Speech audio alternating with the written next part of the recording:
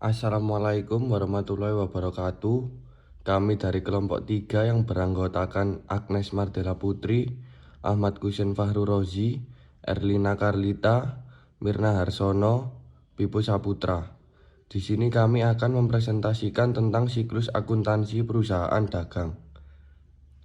Pengertian perusahaan dagang.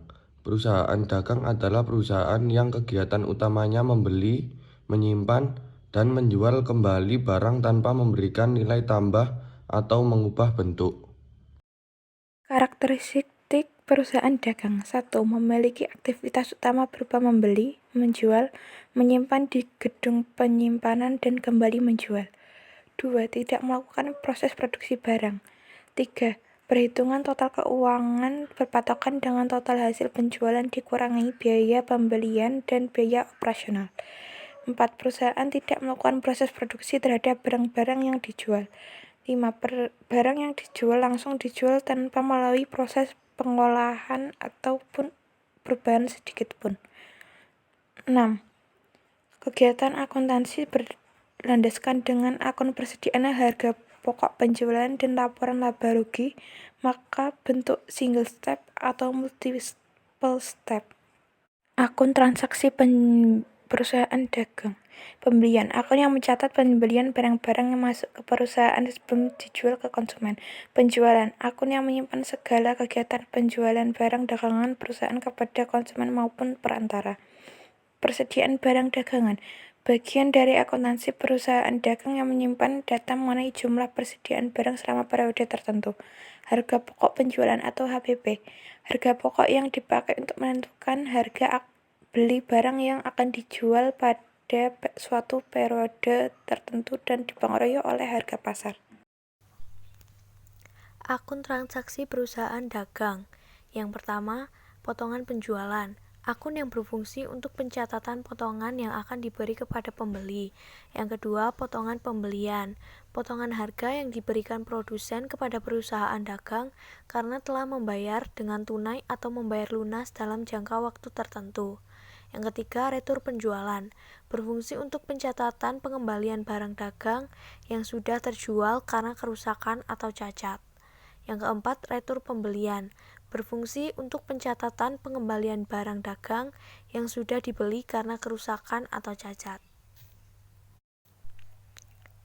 Akun transaksi perusahaan dagang. Potongan tunai. Akun yang diperuntukkan sebagai potongan harga yang diberikan oleh penjual kepada konsumen karena membayar transaksi secara tunai. Beban angkut pembelian. Beban angkut memiliki fungsi untuk pencatatan besarnya beban angkut yang menjadi tanggungan. Beban angkut penjualan. Beban angkut penjualan yang dipakai sebagai pencatat pembayaran biaya angkut yang telah dijual. Yang terakhir, beban pemasaran. Digunakan untuk mencatat semua beban yang ditanggung oleh perusahaan dagang. Transaksi keuangan pembelian barang dagang. Yang pertama, transaksi pembelian barang dagangan secara tunai. Pencatatannya yaitu pembelian di sebelah debit dan kas berada di kredit. Yang kedua, transaksi pembelian barang dagangan secara kredit. Pencatatannya yaitu pembelian berada di debit dan utang dagang berada di kredit.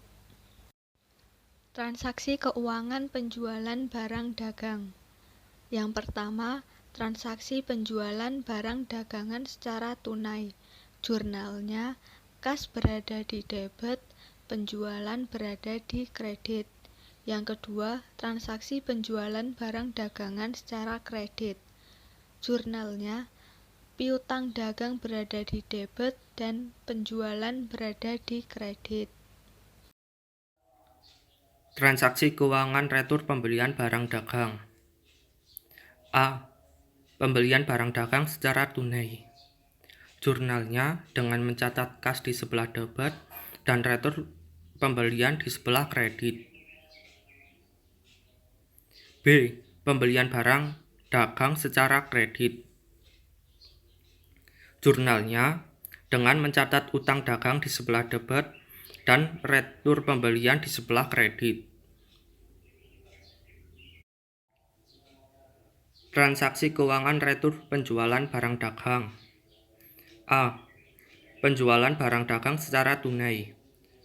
Jurnalnya dengan mencatat retur penjualan di sebelah debit dan kas di sebelah kredit.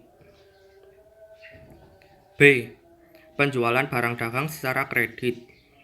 Jurnalnya dengan mencatat retur penjualan di sebelah debit dan piutang dagang di sebelah kredit. Sekian presentasi dari kelompok kami, kurang lebihnya mohon maaf. Wassalamualaikum warahmatullahi wabarakatuh.